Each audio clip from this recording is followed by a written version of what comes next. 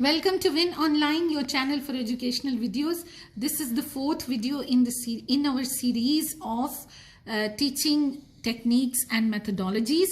And if you haven't watched the previous videos, please go and watch those. एक video flipped classroom के बारे में है, दूसरी एक्टिव लर्निंग के बारे में है और पहली वीडियो इंट्रोडक्शन के बारे में थी. So now today we are discussing observational learning. Observational learning क्या है, इसके प्रिंसिपल्स क्या हैं, and how can you incorporate the observational learning technique in your classroom. देखने में नाम बहुत आसान है और हमें लगता है कि हमें पता है ऑब्जर्वेशनल लर्निंग क्या है, learning through observation, but we need to understand it in depth. और अगर आपने अल्बर्ट बंडोरा की सोशल लर्निंग थ्योरी पढ़ी हुई है तो ये कैरेक्टर आपके लिए नया नहीं होगा. We will discuss it later in the video. Okay, सो सबसे पहले ऑब्जर्वेशनल लर्निंग क्या है. When an observers behaviour changes after viewing the behaviour of a model. किसी मॉडल के बिहेवियर को या किसी भी नमूने को देखने के बाद लर्नर के बिहेवियर में जो चेंज आती है, दैट इज ऑब्जर्वेशनल लर्निंग. वो ऑब्जर्वेशनल लर्निंग के नतीजे में होती है. ठीक, all of us as human beings are naturally inclined towards observational learning. देखिए, अक्सर आप घरों में बच्चों को देखते हैं, वो नमाज पढ़ने को रेप्लिकेट कर रहे होते हैं, अम्मी की तरह कुकिंग करने को रेप्लिकेट कर रहे होते हैं, या talking on the cell phone को रेप्लिकेट कर रहे होते हैं. This is all observational learning जो कि एनवायरनमेंट से उन्होंने सीखी है. An observer's behavior can be affected by the positive or negative consequences. Observational learning में observer का जो behavior है कि वो ये वाला behavior repeat करेगा या नहीं करेगा, वो depend करता है कि क्या नताइज हुए. जिस मॉडल को भी उसने देखा, उस खास बिहेवियर के नतीजे में उस मॉडल के साथ क्या हुआ, क्या वो उसने कुछ अचीव किया या उसके साथ कुछ बुरा हुआ, जो भी होगा उसके नतीजे में जो नतीजा वो देखेंगे उसकी बेसिस पे वो अपने बिहेवियर को डेवलप करेंगे, उसके बेसिस पे वो अपना बिहेवियर बनाएंगे. ये तो हम जानते हैं कि it is a very powerful learning tool, क्योंकि ये हमारी यूँ समझ लें कि नेचर में शामिल है. बट क्या क्या चीज़ें इसमें होनी चाहिए. सबसे पहले जो मॉडल है जो किसी ख़ास बिहेवियर को शो कर रहा है, या जो मॉडल आप यूज़ कर रहे हैं कोई ख़ास बिहेवियर टीच करने के लिए, that model should poses certain characteristics. उसमें कुछ खसूसियात होनी चाहिए. खसूसियात क्या होनी चाहिए? This model can be a person, it can be from the environment, कोई स्टिमुलस जो एनवायरनमेंट में है, कुछ भी. लेकिन क्या खसूसियत होनी चाहिए? उसको एक तो हमारे जैसा होना चाहिए, जस्ट लाइक द लर्नर, जिससे लर्नर जो है वो रिलेट कर सके. उसको थोड़ा सा पावरफुल होना चाहिए, नॉलेजेबल होना चाहिए, उसको अट्रैक्टिव होना चाहिए, स्मार्ट होना चाहिए, पॉपुलर होना चाहिए, ताकि लर्नर जो है वो उसको देख कर सीख सके और उस जैसा जैसे बनने की कोशिश करते हैं तो उस जैसा बन सकें. फिर सेकेंड इंपॉर्टेंट चीज़ है ट्रीटमेंट ऑफ द मॉडल, जो मैंने यहाँ पे भी डिस्कस किया कि खास बिहेवियर करने के नतीजे में मॉडल के साथ क्या हुआ, ट्रीटमेंट उसका क्या था, क्या उसे कामयाबी हुई, नाकामी हुई, सज़ा मिली, इनाम मिला, या कुछ भी नहीं हुआ. ये चीज़ बहुत इंपॉर्टेंट है. ये डिटरमिन करती है कि फिर ऑब्जर्वर जो है वो इस बिहेवियर को दोबारा करना चाहेगा या नहीं करना चाहेगा. And there is a distinction between acquiring and performing. कोई भी ऑब्जर्वर जो है जब ऑब्जर्वेशन कर रहा होता है और वो मॉडल से इम्प्रेस भी है और उसकी सारे बिहेवियर को समझ भी गया और उसे तरीका भी आ गया, लेकिन ज़रूरी नहीं कि वो उसी वक्त उस बिहेवियर को परफॉर्म करेगा. Later on when the observer, the learner finds the right stimulus in the environment, और जब वो वक्त आता है और वैसा माहौल आता है, तो फिर वो ऑब्जर्वर जो कि लर्नर है वो उस वक्त उस बिहेवियर को परफॉर्म करेगा. इसका ये मतलब नहीं कि उसने बिहेवियर सीखा नहीं, उसने सीख लिया, लेकिन उस बिहेवियर को परफॉर्म करने के लिए उसको एक ख़ास माहौल दरकार है, और जब वो माहौल आएगा तो फिर जो है वो इस बिहेवियर को वो शो करेगा. नाउ दिस बोबो doll played an important role in the experiments जो कि एल्बर्ट बंडोरा ने परफॉर्म की अपनी थ्योरी बनाते वक्त, जिसको कि हम सोशल लर्निंग थ्योरी कहते हैं. बाद में वो इसको कॉग्निटिव सोशल थ्योरी का नाम दे रहा था. And what did he do, आप पहले से भी फेमिलियर होंगे इसके साथ, कि ही यूज दिस बोबो डॉल, और کیا کیا اس نے کہ اس میں ایک ماڈل یا ایک خاتون جو ہیں وہ اس بوبر ڈال کو ہٹ کرتی ہیں. وہ بچوں کو 3 گروپس بچوں کے اس نے بنائے اور ان کو اس نے یہ ویڈیو دکھائی جس میں کہ خاتون جو ہے وہ بار بار بوبر ڈال کو ہٹ کر رہی ہیں مختلف چیزوں کے ساتھ اور اٹھا کر پھینک رہی ہیں اور زبانی طور پر بھی یعنی وربلی بھی وہ ایگریشن شو کر رہی ہیں ٹورڈز دا بوبر ڈال.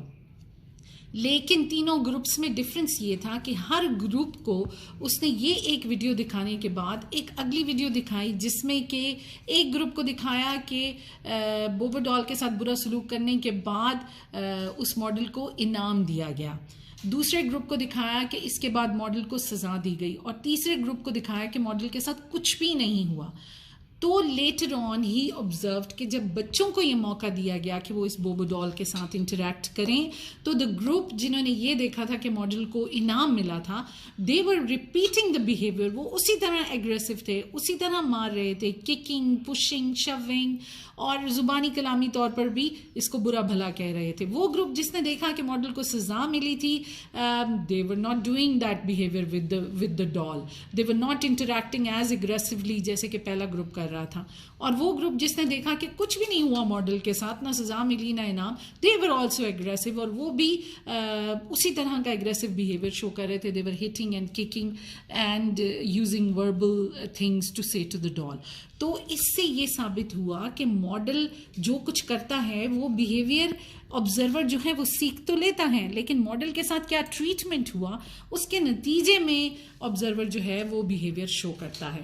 اور وہ آپس میں ایک دوسرے کے ساتھ اگریسو نہیں تھے but the moment they found a chance to interact with the Bobo doll تو انہوں نے اسی طرح کا بیہیویئر شو کرنا شروع کر دیا. یعنی بیہیویئر سیکھ چکے تھے لیکن اسے پرفارم انہوں نے اس وقت کیا جب انہیں رائٹ اسٹیمولس ملا. There are 4 principles. سب سے پہلا attention, then retention, then production and then motivation. Attention is very important اور ہم سب جانتے ہیں unless and until the learner is paying attention وہ سیکھنے کا عمل جو ہے وہ مکمل نہیں ہوتا یا آسان نہیں ہوتا. But and as it's written here cannot learn unless pays attention. ٹھیک. اور لیکن یہ پوری ذمہ داری ہم لرنر پہ نہیں ڈال سکتے, اسی لیے we as teachers we know that best lesson وہ ہوتا ہے جس میں کہ ہم at the beginning of the lesson we grab the attention of the learner.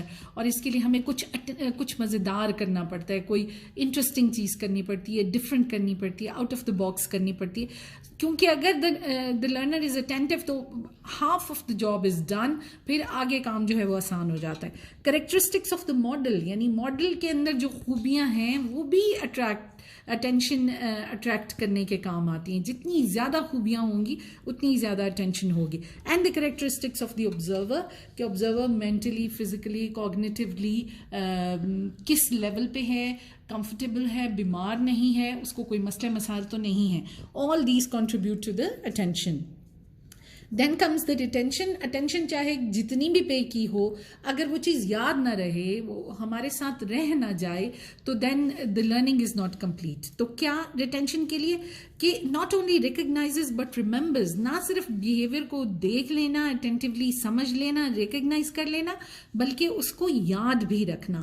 اور اس کے لیے ایوری لرنر پریپیئرز اے کوڈ اور a structure in his or her head, but as teachers it is our responsibility کہ ہم ان کو train کریں کہ کس طرح ہم نے چیزوں کو ریٹین کرنا ہے, یہ اسٹرکچرز ہم نے کیسے بنانی ہیں, ہمیں اس میں سپورٹ کرنا ہے. اور ایک بہت ہی آزمودہ اور پرانا نسخہ جو کہ اس اسٹرکچر کو بنانے کے لیے ہے وہ ہے مینٹلی اور فزیکلی ریہرس کرنا.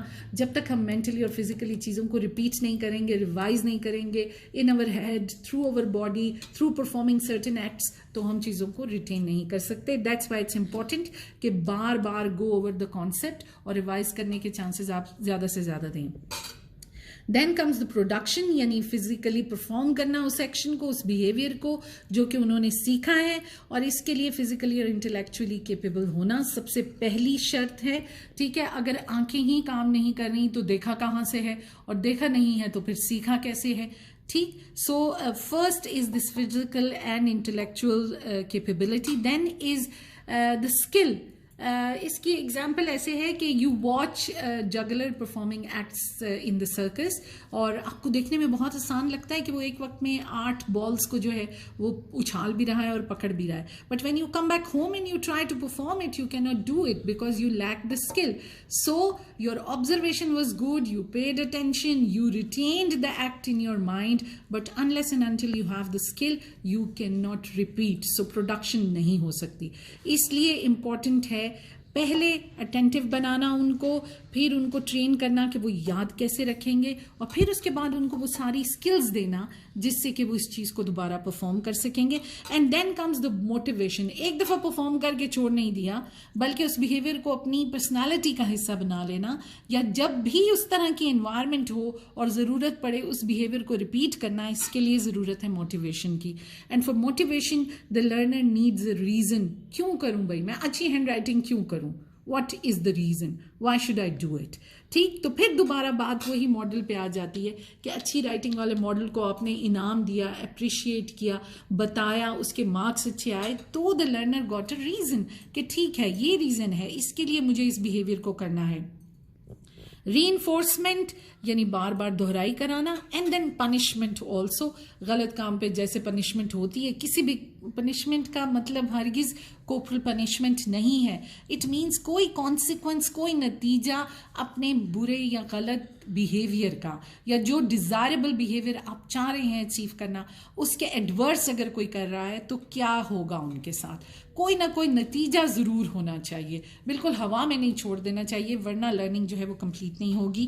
دیکھیے جو اٹینشن اور ریٹینشن ہے یہ ایکوزیشن کے بیہیویئر ہیں, اس میں ہم ایکوائر کرتے ہیں, لرن کرتے ہیں. جبکہ جو پروڈکشن اور موٹیویشن ہے یہ اس میں ہم اپنی پرفارمنس شو کرتے ہیں. In these two control over performance. ابھی آبزرویشنل لرننگ میں ایک پوائنٹ کو ہم نے سمجھنا ہے جس کو ہم کہتے ہیں ریسیپروکل ڈٹرمنزم. پرسن کے بیہیویئر کا اور انوائرمنٹ کا ایک ایسا رشتہ ہے کہ یہ ریسیپروکیٹ ہوتا ہے. ایک پرسن ہے, اس کی جو بھی ایبلٹیز ہیں, کیپیبلٹیز ہیں, اس کی پرسنالٹی, اس کی ٹریٹس, اس کے بلیفس, اس کی کوگنیٹو ایبلٹیز, اس کی فزیکل ایبلٹیز, وہ ساری جو ہیں اس کے بیہیویئر کو فارم کرتی ہیں. اس کا بیہیویئر اپنے طرف اور اس کا بیہیویئر دوسروں کی طرف, اور اس بیہیویئر کے نتیجے میں انوائرمنٹ بنتا ہے. لیکن at the same time environment میں بہت سارے ایسے چیزیں ہیں, اسٹیمولس ہے انوائرمنٹ میں, جس کے نتیجے میں ہمارا بیہیویئر جو ہے وہ چینج ہوتا رہتا ہے, اور وہ بیہیویئر چینج ہو کر ہمیں وہ پرسن بناتا ہے جو ہم ہیں. So it's all reciprocal. جو ہم انوائرمنٹ کو دیتے ہیں کچھ چیزیں ہم انوائرمنٹ سے لیتے ہیں. جیسے دیکھیں انوائرمنٹ میں parents, media, television, video games, social media, اس سے بچے بہت کچھ سیکھ رہے ہیں جو کہ ان کی پرسنالٹی بنا رہے ہیں, اور اس کے نتیجے میں وہ پھر کنٹریبیوٹ کرتے ہیں اپنے بیہیویئر کے through to the environment. So reciprocal determinism is a major point in observational learning. So bring opportunities to your classroom for the learner تاکہ وہ زیادہ سے زیادہ observation کر سکیں اور observation کے نتیجے میں سیکھ سکیں, لیکن ہمیشہ اس کو کسی رزلٹ کے ساتھ باندھیے, ری انفورسمنٹ یا پنشمنٹ کے ساتھ, اور کوئی ریزن ہو ان کے پاس کہ میں یہ کام کیوں کروں. there should be a logical reason. صرف اس لیے نہیں کہ آپ کہہ رہے ہیں کرو تو وہ کرے. there should be something attached to it. That's all for today. Thank you so much for your attention. Please subscribe to our channel, like, share and comment. Thank you.